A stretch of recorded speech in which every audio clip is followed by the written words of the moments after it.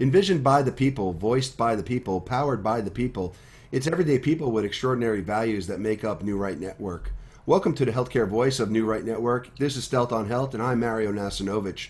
Joining me for episode number 9 is the founder of Digital Mental Health Project and digital health strategist at his own consultancy, WiseWorking LLC, my friend, Mr. Craig DeLarge. He has held a variety of healthcare marketing, digital health, and teaching roles throughout his career with a number of world-class healthcare companies like Johnson & Johnson and in the U.S., the National Alliance on Mental Health. The National Alliance on Mental Illness. He has taught marketing, communications, and strategy for a number of years at Philadelphia University. He has degrees in marketing and design management, where he has his bachelor's as well as his MBA, and is currently a candidate for a public health graduate student at King's College in London. He's also a published author of the WiseWorking Handbook from 2014, which we'll talk about a little bit later on. But welcome to the 9th episode of Stealth on Health, Mr. Craig DeLarge. I'm very happy and honored to be here. Thanks a lot, Mario, for inviting me. Absolutely, Craig. So I have thought, and certainly I've rattled my brain on at least 20 different ways to kick off this interview. And I'll simply start by asking, what's your earliest recollection, personally, of anything computer related? Oh, yeah. So this is a good one. So, my father worked in IT, worked for J&J for a number of years, by the way. And back in the 70s, I remember he used to take me to his office with him. He was a programmer. And so these were the days, most people won't remember this. So you had key punch cards. So you had these baskets of cardboard cards that have the holes punched in them. And that's what would feed the program into a computer. Well, my dad, that was really my first exposure to computers and computer programming and computer technology. Wow. And certainly because my father worked in IT, it inspired me over many years as I grew up to be around computers, develop my, I would say, original passion for technology. And of course, ultimately resulted in me working in the field of technology. And interestingly enough, my father and I had an overlap period when I was in college where we both worked at J&J. So yeah, wow. The influence of a father, right? I love that. I love that. Yeah. Yeah. And some would say you've enjoyed certainly a magnificent, and some would say enviable, at least that's what I would say, career in terms of advancing your marketing and certainly your digital health and technology roles. What was your earliest role that had a digital health component? Was it still when you were in college? Can you share also a little bit about the landscape at the time and what some of those risks and challenges may have been when you first started out in the digital health space? Yeah, so it was certainly beyond college when my digital health exposures began. The first one would be back in the 90s, mid-90s, when I was at Johnson & Johnson. I was working for J&J Merck as a product director. And I had a situation where my product got booted off of the Salesforce calendar. Yet my management were saying you still need to deliver in terms of communication with customers and the results that come of that. And so this was about the time where environmentally, Medscape had just launched, doctors were just beginning to use Google, email and online video was starting to be a thing. And there was a company out there called Physicians Interactive. I'm really dating myself by even mentioning their name. Right? I was there with you, I remember. So they had the first e-detailing service for doctors, you might recall. Yeah. And as a result of me responding to this unfortunate circumstance in the business, I actually did the first e-detail program in Johnson & Johnson back in the mid-90s. Wow. But it was forced upon me as a function of losing my sales force. So that was really my first exposure that then led to me doing digital health and digital marketing work in both a business-to-business for doctors and a business-to-consumer context across a number of different healthcare companies for the next couple of decades, actually. Wow, and certainly your reputation precedes you because I think a lot of people who know you or just know your name certainly associate you with what the benchmarks are historically for great things in digital health. Yeah, and I want to talk a little bit more about that since you were at the forefront of a lot of these moves in the industry. How has the industry moved from product to customer orientation? Oh, so this is a really interesting migration. The fact is that it's we are naturally organized as companies around product because that's how we report on our finances and that's how we're accountable to our That's investors. that line item. Yeah, that's the line item. Exactly. Right. But what it is that as customers have gained more power and have been more vocal about what they need in order to continue to benefit from what we offer as healthcare, whether that's from a product or a services standpoint, it has created a pain because in organizations, when things are so focused on product, you're actually doing a better job of serving the needs of a product than of a customer.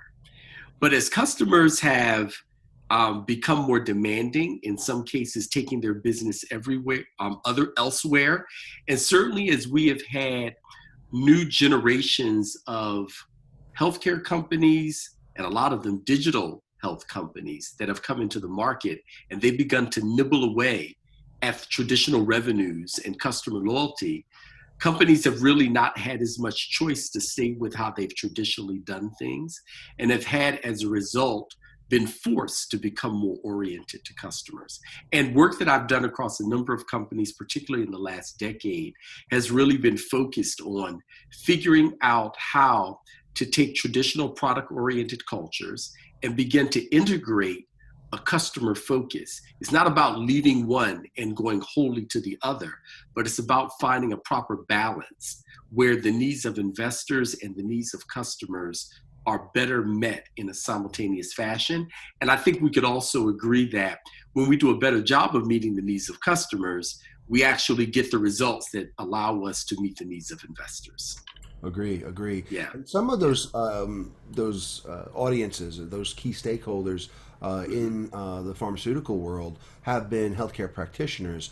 Yeah. And certainly you were, again, all right, at the forefront of what a definition was for a healthcare practitioner portal. How have these HCP portals, how have they evolved over time? Yeah. So I would say in a nutshell that they have gone from being brochures that were required by the FDA so that at the very least a healthcare professional could get product information and the prescribing information, and evolved from brochures to being service providers Mm. so that in addition to just getting the basic information about a product, the doctor would also be able to order samples, or get access to the patient assistance programs or the medical department of a company. And now we see an evolution, I would say a third generation, not that most companies are doing this yet. Some are, and there's an opportunity for a lot more of this, that they're actually becoming customer portals. So that in addition to getting information, in addition to having basic services where you provide the doctor what they need, and COVID-19, by the way, is accelerating this. They now are becoming the place where the representative meets with the doctor, where the medical department provides reprint and other types of medical information to the doctor. You also see instances where the portal moves from destination to distribution. So whereas traditionally we expected the doctor to come to us, we're finding that there's the ability to break up the different services and information and offerings of the portal and actually make them resident within the payer organ, I'm not the payer, in the provider organization, embedded in the electronic medical record, or embedded in a website where doctors go to get education and want contact with key opinion leaders and this sort of thing. So, it's really gone from how do we give doctors basic information to how do we embed the value that we can offer to doctors within their workflow. And certainly a lot of this has been moving from a transactional relationship to somewhat more surround sound engagement. What Yeah. has also helped that is how the industry has evolved and more recently responded to some of the social and mobile emergence. I remember Yes. being at Merck where, believe it or not, at one point we could not send a physician an external email with our internal email system. And Right. that was certainly ancient times ago. But I think Hmm. the industry has certainly responded, is certainly Hmm. responding well to the emergence of social and mobile. Can you speak to a little bit about where we are now with that? Less of Hmm. what the old days looked like, but where we are now in Yeah. terms of that engagement.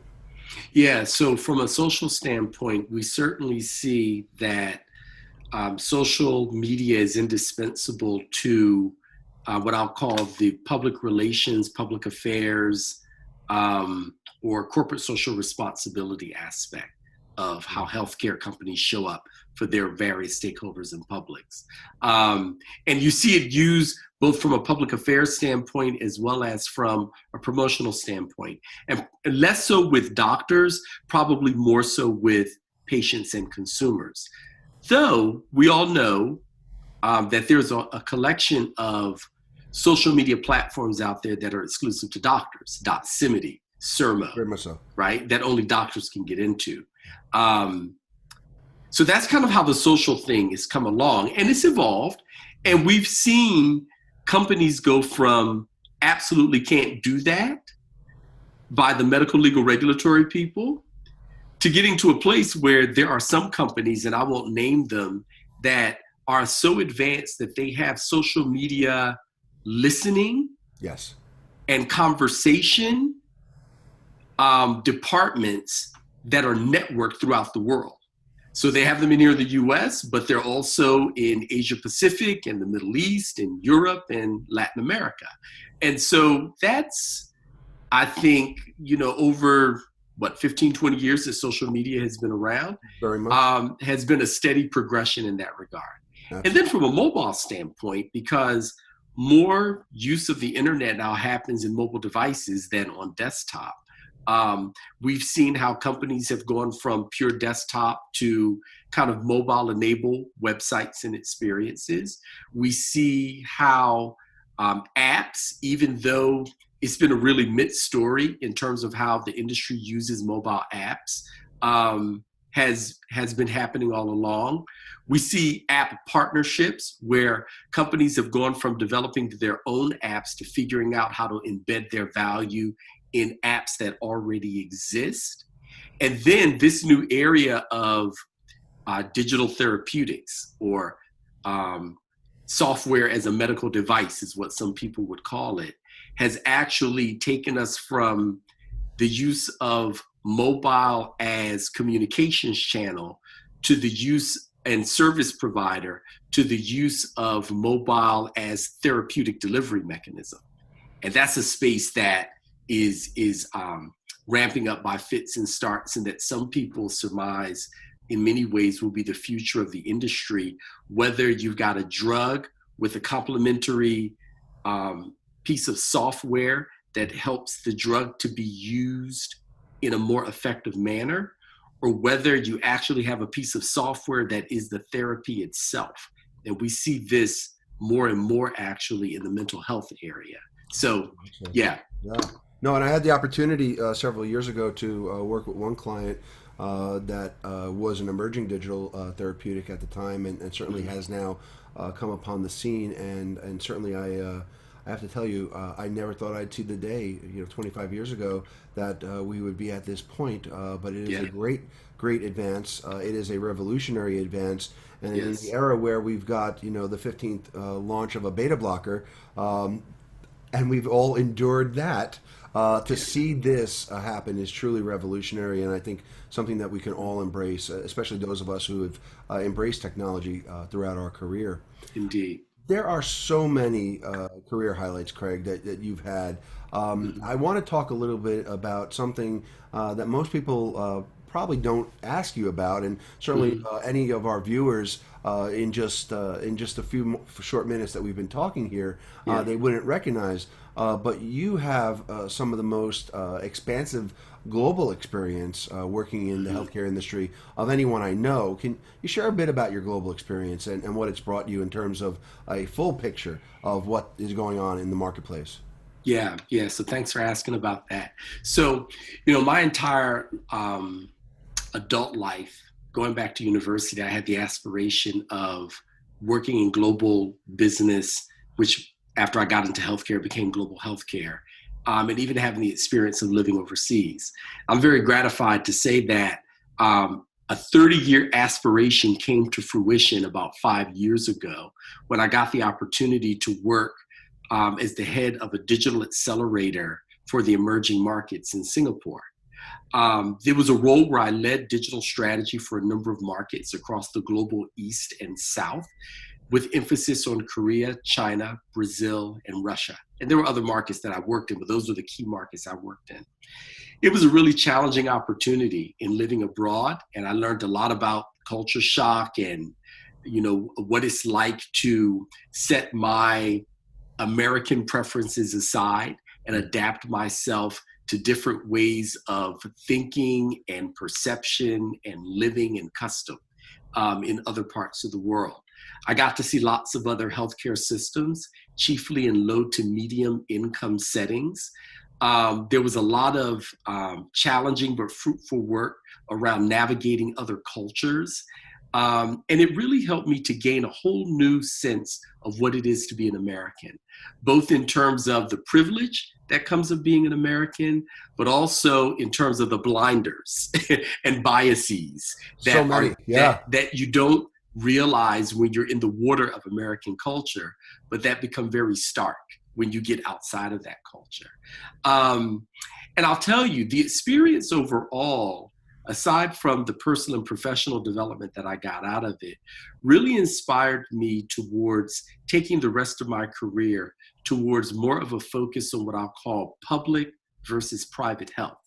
And it's actually led to me now being in a Master's of Public Health program where I'm focusing on global mental health and thinking a lot about how I take the experiences of my past in healthcare and actually focusing and adding value in the public mental health space abroad as well as here in the United States.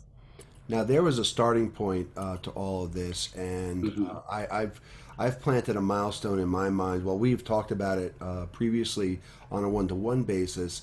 In the November 2014 issue of Healthcare Marketers Exchange, which is one of the most enjoyable publications because it does focus much more on the social aspects, and not social media, but the social aspects and the shared values of really what underpins this industry, and really the thoughtfulness and the graciousness and the gratefulness that comes from so many. And in this great publication that Nancy Leonard has led for years, you wrote about some deeply personal experiences that you and your family had 6 years prior. Now, 2014 is a year that we're going to refer to several times in this interview here today. But can you share with our audience a bit about your personal backstory, about what brought you to your current role, balancing life between being a digital health strategist, your vocation as a mental health advocate, and certainly, and I will segue right to this, my friend, your role as a caregiver? Yes. Okay. So I certainly can. And thanks for asking. So life blindsides us on a regular basis. I like to say, I guess another way of saying it is we get lemons. We figure out how to make lemonade out of those lemons. And hopefully in that process, we can make extra lemonades that we can serve to others. And I think that where there's tragedy in life, what brings meaning to tragedy is the ability to use those circumstances to serve others. So many years ago now, probably 17 to be exact, my family came into a situation where one of our members was diagnosed with a severe mental illness. And our reaction to that, not always productive, but certainly developmental, particularly for me as the father in denial, right, was that we got pulled into the role of being mental health caregivers. So we had to educate ourselves, and we were very blessed and fortunate that we became a part of a community. That community was with the National Alliance of Mental Illness and a local chapter that we affiliate ourselves with. So we started out by attending their family-to-family educational program, which was a real lifesaver for us. It got us a good education about what we were dealing with, and made us a part of a community that we're still a part of 17 years later to today. I, along the way, became one of the board members of a local chapter.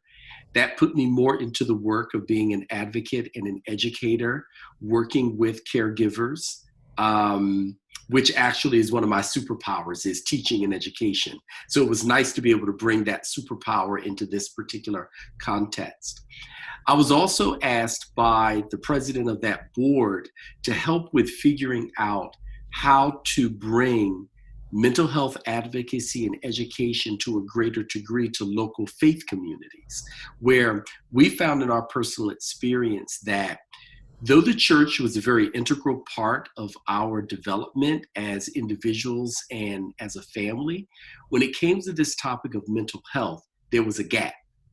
And seeing that gap and also witnessing the degree to which mental health challenges take an undue toll on the African American community, we felt really inspired to follow through on that sort of project. And so we were able to do a lot of good over the 8 years that I was on that board. Even to this day, we continue to be affiliated with that chapter of NAMI and to do education and advocacy work around this.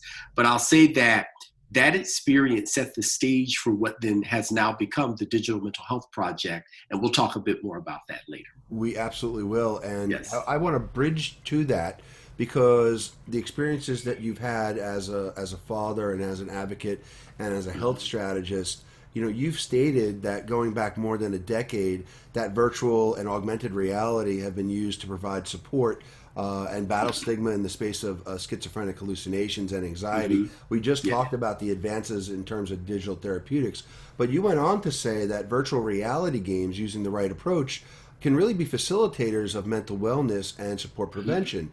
Where are we today with all of that? Before we start talking about Digital Mental Health Project, but where are we today with that, with the adoption of these technologies, and which among them are you most excited about? Yeah, so I'll tell you that there's relatively low adoption in the use of virtual and augmented reality in this space today. A lot of it having to do with the fact that the technographics around virtual reality in the society itself is pretty low just yet, right? Even though some people have said that virtual reality with all the COVID-19 stuff going on is at its iPhone moment, and time will tell.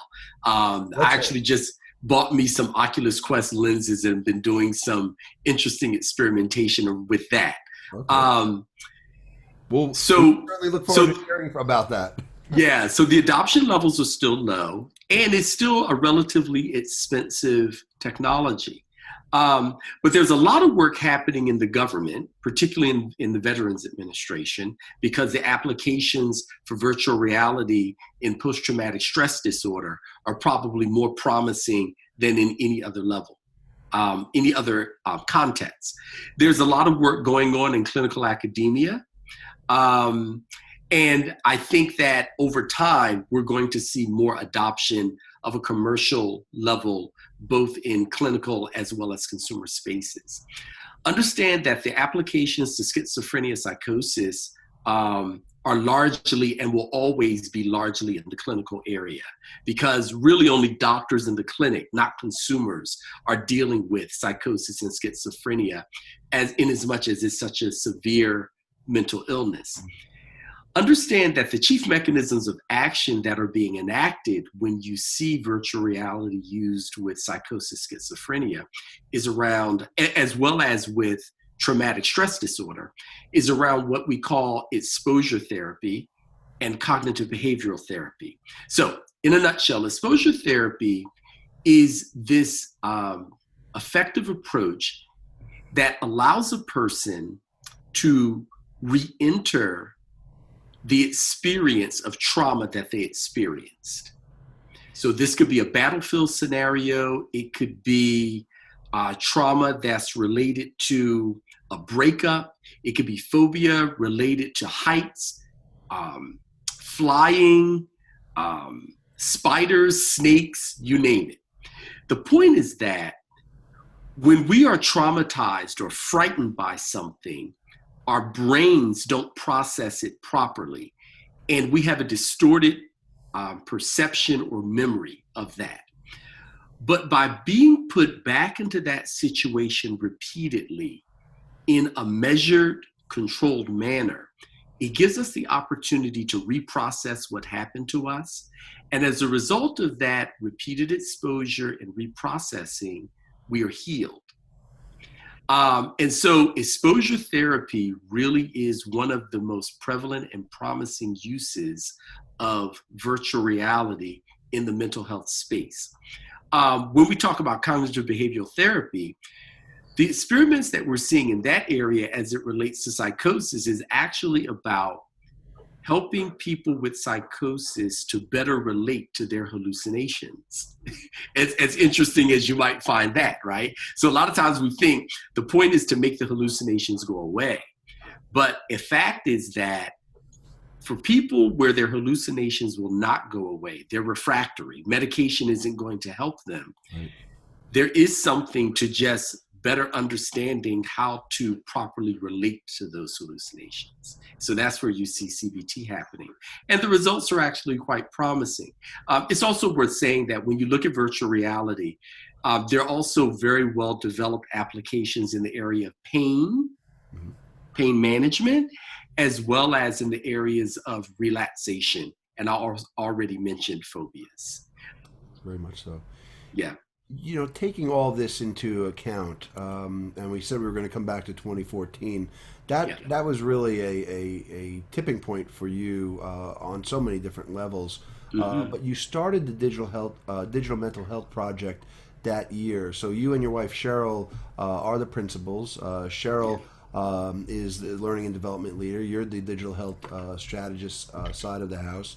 And really, this brings together a lot about your occupational expertise and vocational calling to really positively impact mental health outcomes. Tell us a little bit about your original intention of this initiative, and how has it really evolved or developed to what it is today? Yeah. So in 2014, I was between jobs and I took a sabbatical. I remember. Yeah, and as you know, with a sabbatical, I was envious. You're not sitting on the beach. You have to find some research to do. I was actually sitting at this very same desk I'm sitting at right now. Wow. And I was thinking, what am I going to do research on? And it was as if the universe poured the idea into the top of my head. And it was this: take time to map the territory where mental health and digital technology intersect, because these are two passions of yours, one occupational, one vocational. So this initial mapping that we put together led to education and research about that territory so that we can inform others in our network that this is the value that can be gotten from this. So it started as technographic and a bit of ethnographic research.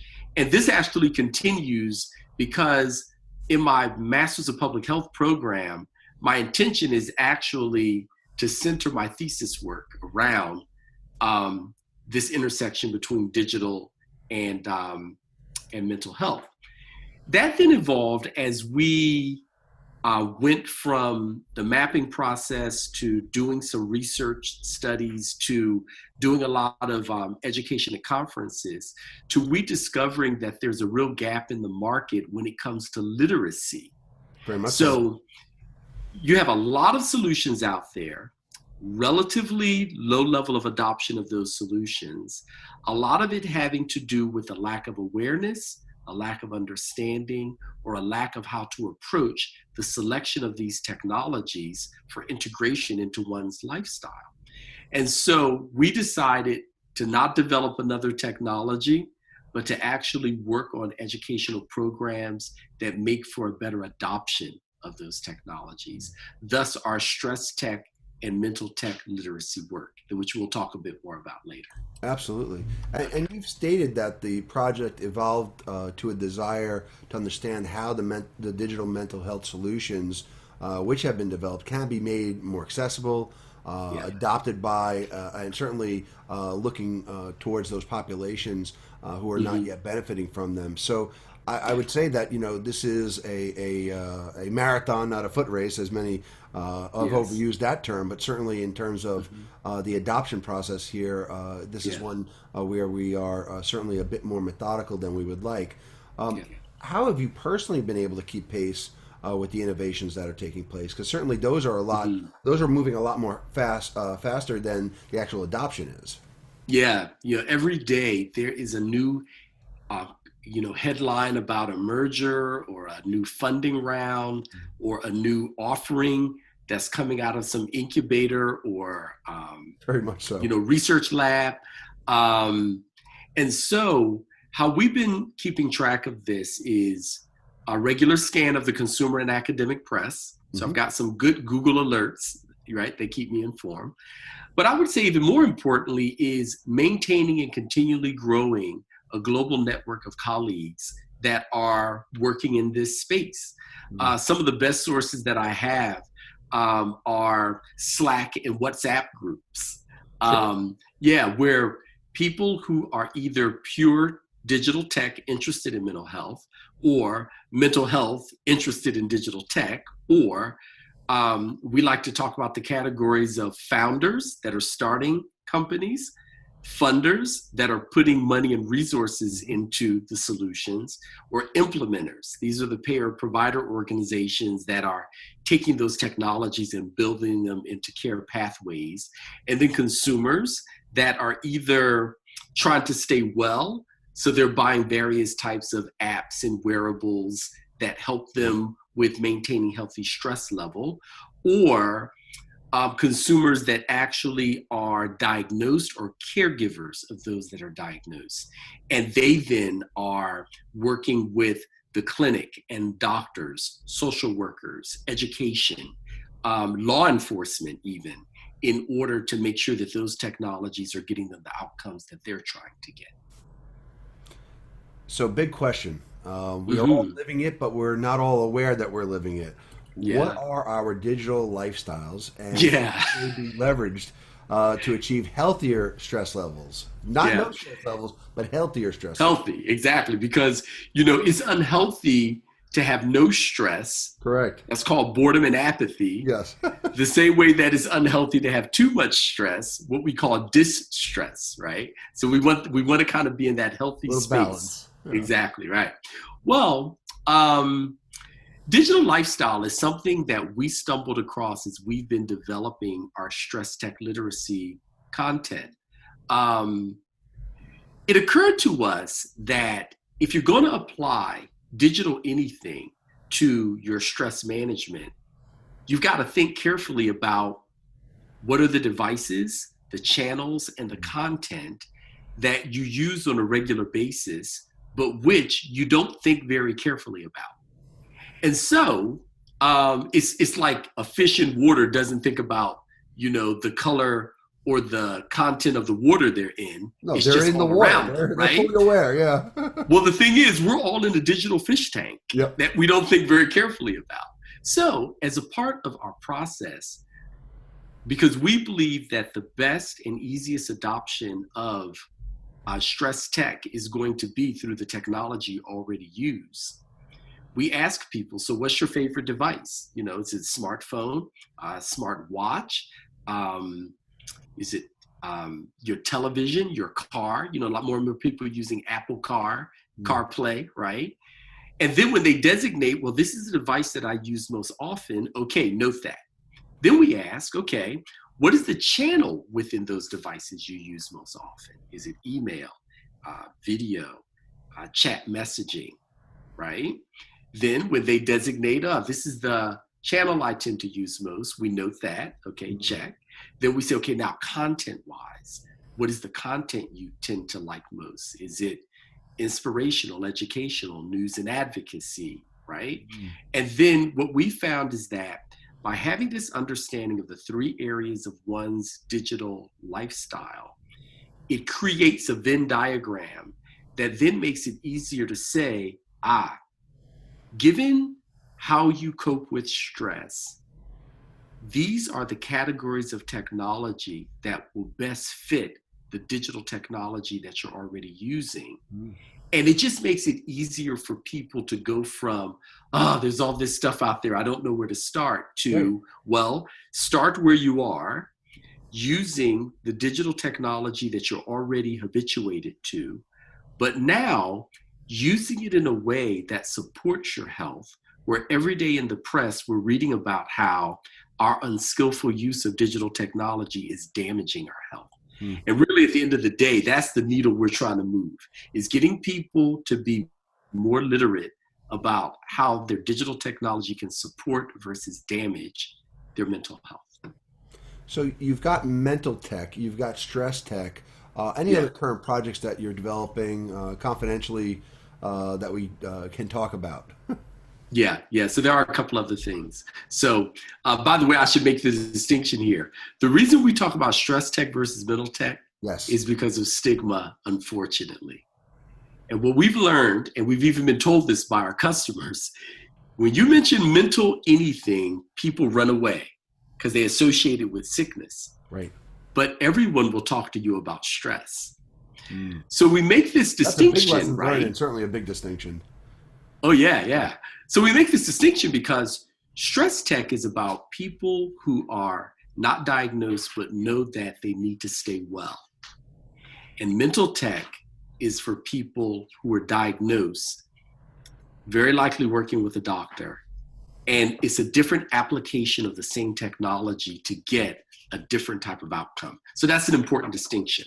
But now, to get back to the question you asked me, other work and projects that we're working on right now is we continue to do advisory work for founders, funders, and implementers in this space as it relates to market landscaping and go-to-market strategy. And we've had a particular focus recently around comorbidity between chronic illness and depression, where we know from research that there's a pretty significant situation where people who have diabetes, heart conditions, gastrointestinal, respiratory, will also, because of the shock and stress of having a chronic illness, they will also be simultaneously dealing with depression and anxiety. And when they are, that depression and anxiety actually reduces the chances that they will take care of themselves in ways that help them to have better outcomes when it comes to their chronic illness. So we're very interested in this overlap and how digital mental health interventions can actually result in better chronic illness outcomes. So we've been doing a lot of work in that area from an advisory and consulting standpoint. And then we have our digital stress management survey, which is an awareness trial and usage study that we run ongoing that is actually helping us to get a better insight into how people are developing these technologies, why they're adopting it, and most importantly, why they're abandoning it, where we see a troubling level of abandonment around these technologies, even after people have had their initial use of them. And the reason we want to focus here is because if we don't figure out how to get people to use these technologies appropriately over time, we actually don't get the outcomes that the technologies were developed to get us to begin with. So Craig, tell us a little bit about the MentalTech Literacy Series and what is the content and who's it for? Yeah, okay. So the MentalTech, as distinct from stress tech, right, is again really for people who are dealing with a formal mental health diagnosis, right? So they have been diagnosed before they actually be able to engage in MentalTech? No, because you may have a person who is already diagnosed and recognize that they would like to get better outcomes. Oh, interesting. In managing their current depression, bipolar, psychosis, traumatic stress disorder, ADHD. I'll leave it at that, right? Those are the major ones, right? Yeah. And so there may be someone In fact, this is the ideal realization that we envision. Please. Yeah. Someone has a diagnosis, right? And they're using their phone every day already. They just don't realize that their phone could be actually helping them to do better with their diagnosis. We want to connect the dot for them so that in addition to the drug therapy and psychotherapy that they're already using, they realize that with their digital technology, there are, teletherapy and mobile therapeutic apps that would enhance the drug and psychotherapy, right? There are websites and peer support groups that would actually enhance social support and ongoing education. There are wearables that they could adopt that actually would enhance their ability to practice the therapies that have been given to them by their doctors, and would actually enhance their ability to track the degree to which they're doing well in therapy, and would actually flag for both they and their doctors if they're having a relapse. Well, most people don't realize that all of those modes of technology are available today as we speak that would actually help them to level up in terms of how they are coping with their mental illness. But here's an equally, if not more important element. They also don't understand how to make sure that the technology they use is effective, that is safe in terms of data security and privacy, and that it's usable in a way that they are going to be more likely than not to keep using it over time. So we deal not only with the benefit of the technology, but we're also working to develop literacy around the hazards and risks of the technology. So, true to your intention of continually developing educational offerings that attempt to enable a responsible adoption of MentalTech, you also launched the Stress Tech Literacy Series. And how does Stress Tech work? Okay, so Stress Tech focuses on wellness. So now this is for people who are not diagnosed, but they're still stressed out, for everybody, on edge, overwhelmed, and we're which finding is everybody right now. Exactly, especially right now. So here in Stress Tech, we take a step-by-step process. So we ask people to think about what their stress triggers are. We then move them on to thinking about how do you cope with those triggers. We then ask them about their digital lifestyle. Devices, channels, content, as we talked about before. That then leads to a selection and an engagement of a portfolio of technologies which best fit their digital lifestyle while simultaneously supporting the development of their resilience, healing from trauma, and maintenance of healthy stress levels. So in this scenario, as you said, this is everybody can use this right now. Yes, and so let's talk. But yet, most of us don't understand how to go about it, and we're trying to be here to help people understand how to go about it. And what are some of the stress tech implications of COVID-19? Yes. So we know with this COVID-19 crisis that in a situation where there's no vaccine and there's no antiviral, one of the key ways that we're going to stay healthy is by boosting our immunity. We also know that stress causes us to be immunocompromised, right? So one of the things we've been talking with people about is, in the absence of many things that you might do about COVID-19, by all means, make sure that you are doing all those things that boost your immunity, chiefly achieving healthy stress levels. Because by doing that, your chances of surviving an infection, if you get it, go up. Oh, and by the way, the digital technology that you already have can help you with that. Right. So that's how we've been positioning the work that we do to really support and help people at this very critical moment where, again, we don't have vaccine or antiviral, but we need to be doing what we can, and stress management is a key part of that. Now, to assess how one selects what's an appropriate stress tech portfolio for themselves. Tell us Hmm. about this 5-question assessment and how it's currently used. Certainly. Okay. So we'll take it step by step. So first, there needs to be a consideration of what your stress triggers are. And when you look at the literature, they tend to come in a few categories. Um, Social relationships causes stress. Just a little How bit. we Just a how little. we how we think and how we respond to what we feel, mental, emotional factors causes stress.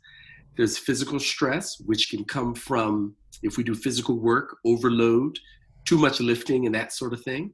But if we don't do physical work, there's stress related to posture, ergonomics, which we often don't think about, right? Those of us that work at computers all day. Then there's environmental stress, which has to do with air, water, noise, kind of the environment that we live in, right? So now we ask people to note down what are the top 2 stress triggers that you deal with day in and day out. So when they do that, we then ask, okay, so how do you manage that stress? How do you cope with it? So we know from looking at the literature that kind of the legs on the stool, if you'll say, of stress management, good relationship skills, good relationship with myself and with others, in such a way that I have a deeper sense of connection and supportedness. Then I need to sleep well. I need to eat well, and particularly anti-inflammatory diet, right? Right. I need to make sure that I exercise. Some people would rather call it movement or physical activity, so that, people who don't like to exercise should make sure they move, in adequate fashion. And then there's relaxation. Relaxation has to do with breathing and meditation and, and rest, right? So when one then says, okay, these are the ways that I spend most of my time coping with my stress triggers, we then move into, all right, now tell me about your device of preference, your channel of preference, and your content of preference. Well, with the answer to those 5 questions, we then are able to go into our database and actually look at the technologies that have been developed that fit that lifestyle. It works in that device, works through those channels, and tends to provide that type of content, and it addresses the coping. So it's designed to support sleep or diet or movement or better social relationships and connection or relaxation.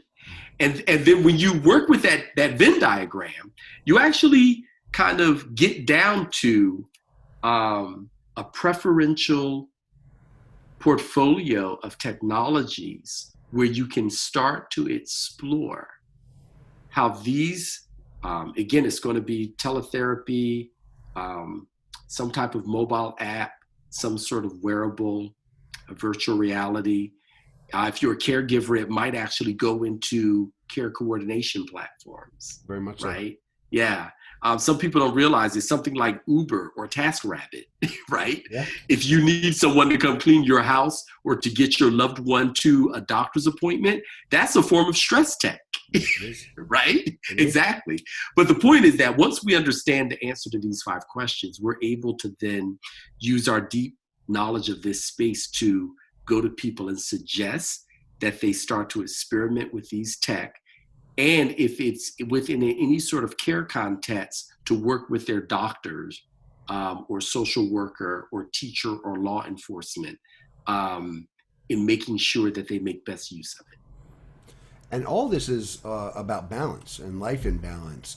And you Yes. recently wrote an article, and this is a fascinating article. We'll hopefully add the link into the show notes as well Yeah. for this one. Mm-hmm. But you said, and this was the title of it, a balanced digital content diet as a key to resilience. I can't think of a Yes. better prescription for all of us right now than this. Certainly, too much is absolutely not good. And in Yeah. fact, in the article, you stated that in an age of overwhelming content access, variety, and choice, it's all too easy to gravitate, like with food, towards what's sweet, what's salty, what's fattening, and while neglecting Yeah. other content that would actually make for a healthier balance. So for me, Yeah. I think this sounds spot on. It's absolutely poetic, sounds ideal. Mm-hmm. But Craig, what is a balanced content diet, and how does one stick to this balanced digital content diet? Well, let me tell you, it is as difficult, at least as difficult to do with content as with food. And there's no Jenny Craig to help. But No Weight Watchers to help here. not yet, but you're giving me an idea now, right? I am. Can we, I'm going to can we plant be that seed. Can we get the started on digital that content tomorrow? watchers? Cheryl, Here's come the back thing. in. We need to talk about this. So here's the thing. Yeah. So, a balanced content diet creates more connection, Yes. clearer thinking, more stable emotions. It allows us to cultivate greater compassion. Now, but it does all that without cutting us off from an awareness of what's going on around us. So this isn't about not watching the news. It's about watching the news in a way that I can stay healthy while watching it. Fantastic. Right? Fantastic. So it doesn't cut us off from awareness of what's happening around us. It doesn't leave us disempowered in ways that we're not able to act as responsible citizens, right? Mm-hmm. Sticking with it is near impossible, but that's the case with food also.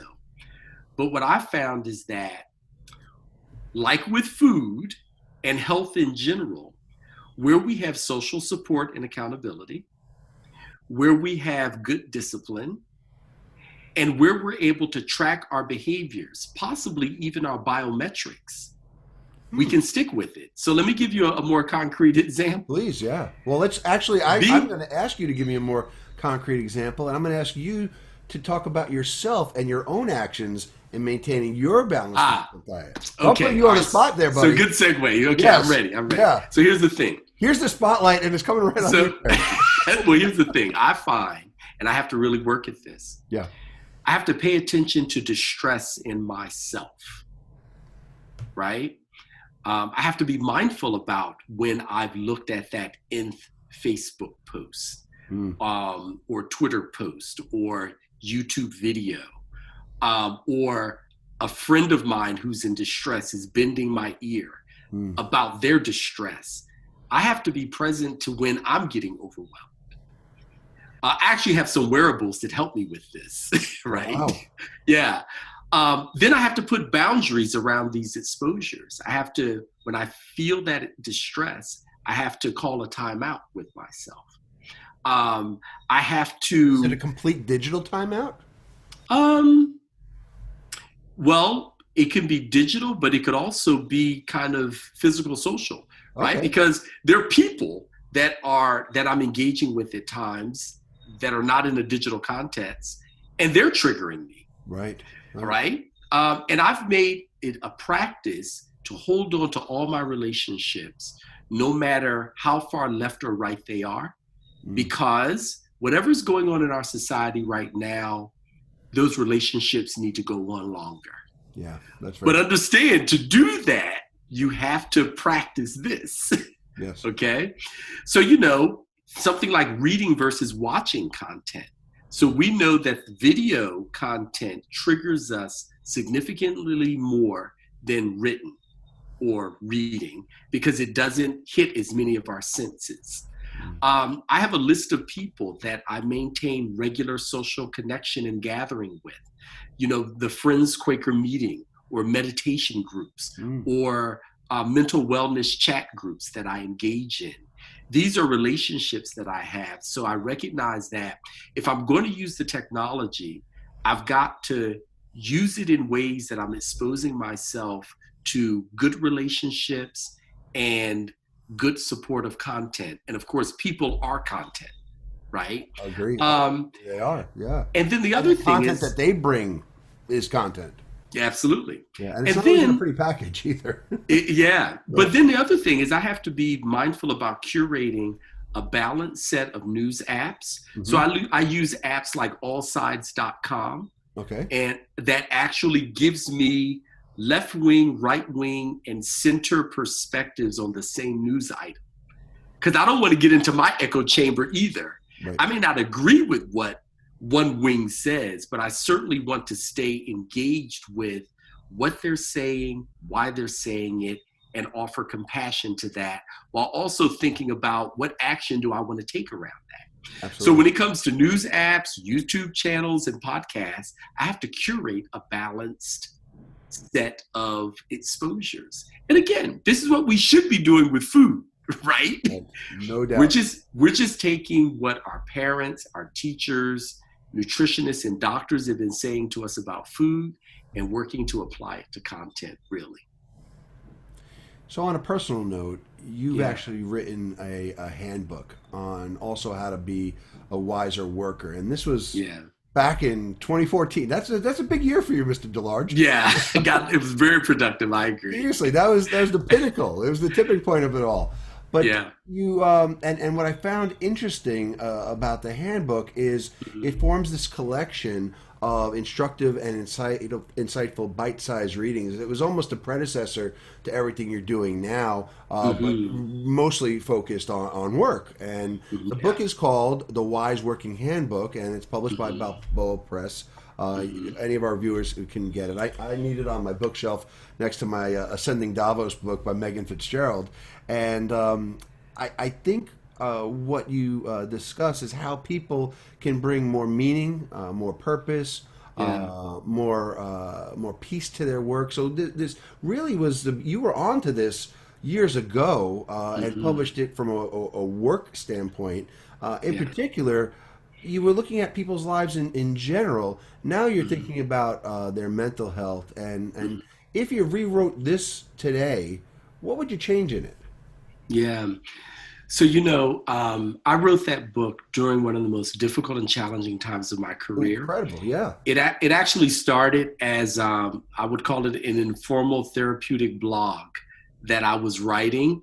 And then later, I saw after more than 100 blog posts that this is something that might make sense as a book. And it's something that I use in my coaching practice, actually.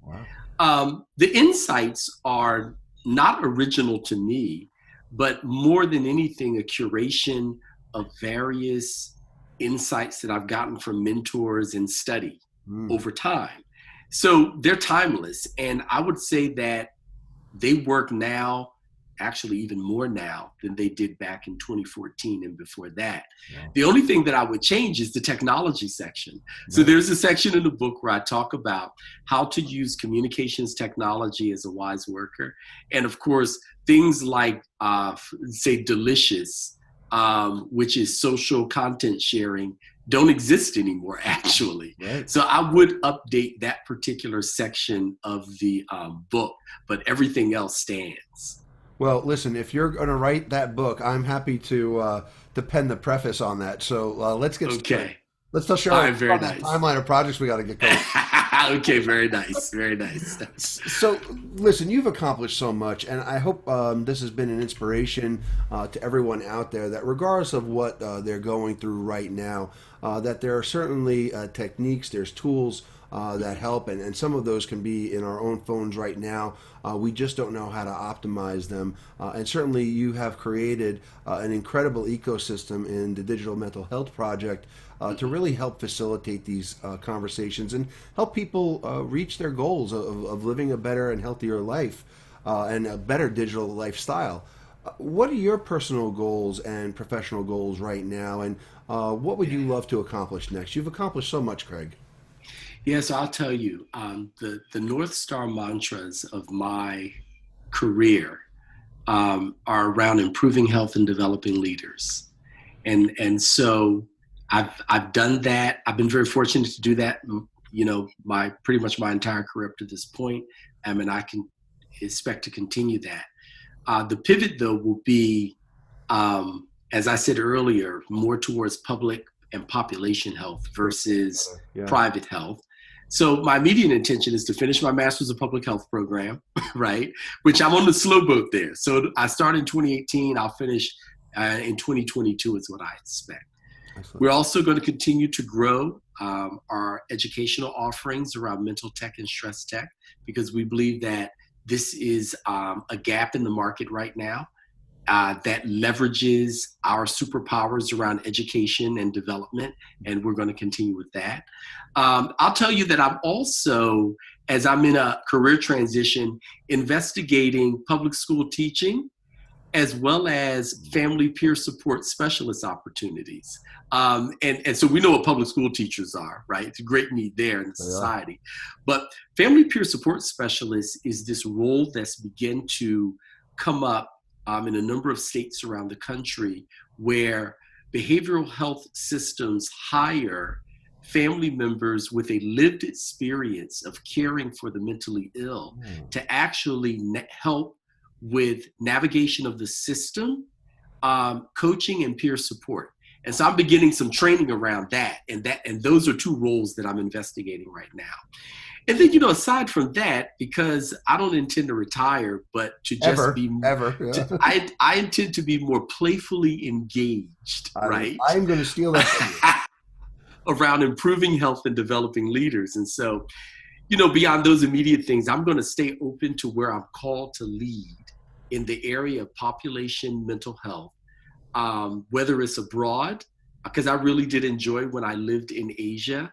And I also have some interest in doing work in the African subcontinent, as well as right here in the United States where my family and my community are. Fantastic. I think they're all admirable goals, and certainly I hope you achieve all of that and then some playfully. And certainly I did want to say thank you because for me and the times that we've engaged, whether I've heard you speak at conferences where we've had one-to-one discussions or when we've sat around boardroom tables together for the various boards, I do want to just say thank you because I've always stopped what I was doing and listened keenly to whatever you had to say. One, because I absolutely love literally every piece of advice strategically that you've ever given. I may not have always known what the heck you were talking about and needed further clarification or needed to go do more research because you were so ahead of the curve at times. But I do want to say one thing. There is something to be said about the people that you do connect with, the people that you observe, the people that you do maintain connection with, and that maintain connection with you. And I know one thing is for certain, when it comes to my digital lifestyle and it comes to my digital mental health, it has only been improved being connected to you for all these years. Thank you for your sage wisdom. You have led also by example in so many ways, and allow me the moment to be a testimonial for you, for our viewers, because I think this is important. And I don't say this enough, and I could probably say it every day.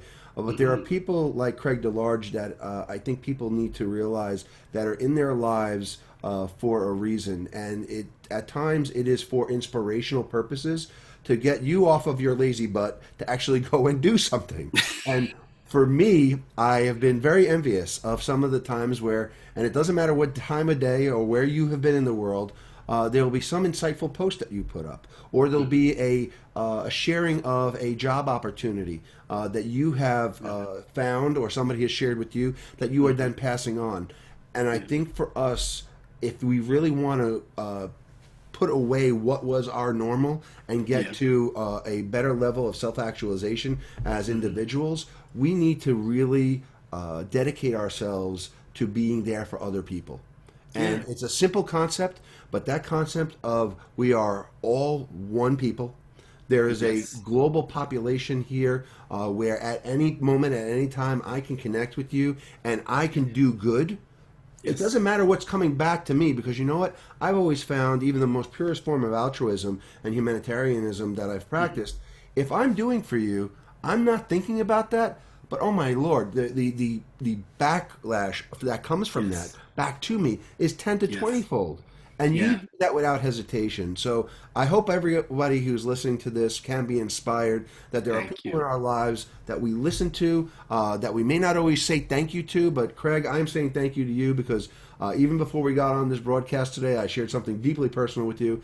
And at one moment this afternoon, I wasn't sure I was going to be able to have this interview. I am refreshed by just speaking to you. And people have to find people in their lives, personally and professionally, that can be uplifted, and you are an uplifting human being, and I thank you for making this your life's work, because it is inspiring, and I think it's going to lead a lot of people that are listening to this to think a lot more about what they do, how they engage, and how to improve their digital lifestyle, as opposed to just doing the doing. We've got to stop that. Now, on a very serious note, my friend, Uh-huh. We are in a Well, time. Mario, I have to say, I'm blessed and gratified by your gratitude, and I really appreciate that. No, it's overdue. Thank you. I've meant to say Thank that to you the last time we spoke, but Very nice. let's say it publicly and make it for the record here. Thank you. I And it could be more appreciate timely or relevant. that. But, on a deeply personal note, we are living in such unprecedented times. And hopefully once these times are over, we will stop using the word unprecedented and new normal and all these crazy words. Mhm. But on a deeply personal note, many of us have lost colleagues. We've lost family. We've lost friends. Certainly a lot of us here in the Northeast, we've seen the passing of some public figures as well. Certainly people that we admire that have had an impact on our lives. Have you lost anyone that you've admired during this time? Who were they? What was their influence on you, your life, your career? Can you tell us about them and your relationship with them? Yeah, so I regret to say I have actually. Just last week, a dear neighbor who I grew up next door to, she was actually, she was one of the moms in the neighborhood. Oh, You know, um, we had a term for that we growing up in lost. the city. I don't know if you guys used it. What'd you say? We had a term for that growing up in the city. They were mom's dukes. Oh yeah, exactly. Yes. There you go. That's it. Yes, Mama Dukes. You're right. That's it. So she was one of my Mama Dukes up and down the block, right? They are in charge of everybody. Yes. Everybody is their kid. and Mom bet not hear that she even spoke to you other than good morning. Exactly. So I'm sorry to say though that she was in that vulnerable population with lots of underlying conditions, and she contracted the virus and passed away within 24 hours. Not surprising, but deeply sorrowful. She raised me. She kept me healthy with her good cooking. She encouraged me in my potential. She disciplined me in my foolishness. I had the honor of being invited to be physically at her funeral, Wow. and had words to say in eulogy as to her memory.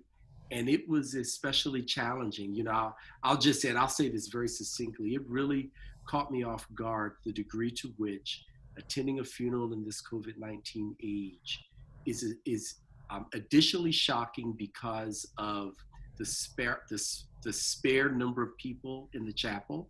So there are only 15 people in attendance. I'd underestimated the degree to which the crowd at a funeral is a part of the support. Very much so. I was shocked by how sterile, cruel, callous, and disrespectful it felt not to be able to hug or to shake hands or to have any physical contact with the family and others that were there. It really did a number on me.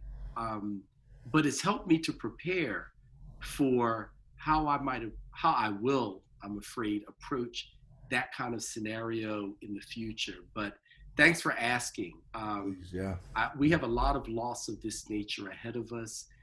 But again, it is our challenge and opportunity to figure out how to continually heal from this trauma and to make sure that this crisis is something that changes us in ways that make us better citizens and better community members.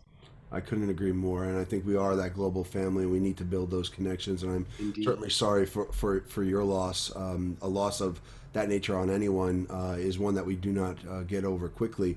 But certainly you have all of the insight, all of the training, and all of the tools at your disposal to certainly help. And I certainly look forward to talking to you more about that offline. Craig, let me open up the floor to you for the final word for our program here today. Okay, so thank you. So a few things come to mind, and this is stuff that I've been thinking about daily, which is why I can readily offer it. So, in this time, I think that we really do need to think about how we can be more citizens than consumers. I think that as Americans in particular, we have gotten so carried away in our consumer habits that we've vacated our role as citizens, and there's an opportunity to reclaim that. The other thing is I think that we need to be careful. And what I mean by this is that we need to be full of care when it comes to ourselves and our communities more than full of worry and anxiety. right? And so when you say be careful, people immediately think, oh, don't worry, don't be anxious. But no, be careful, be more caring of ourselves and our communities.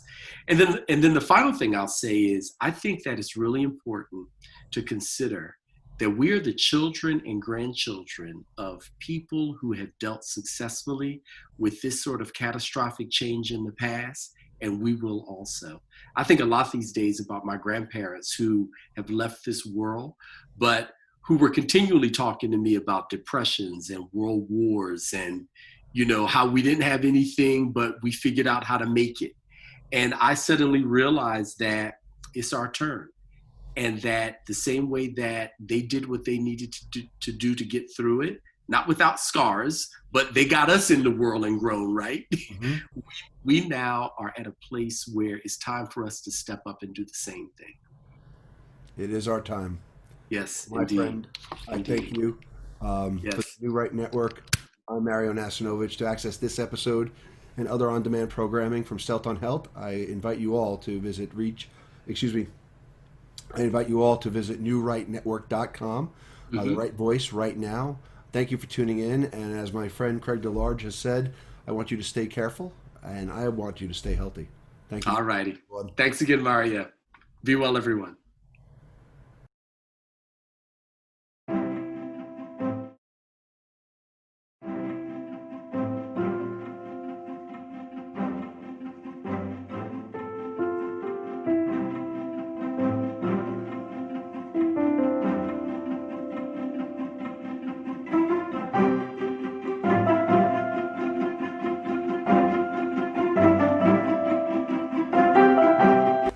Welcome to the Healthcare Voice of the New Right Network.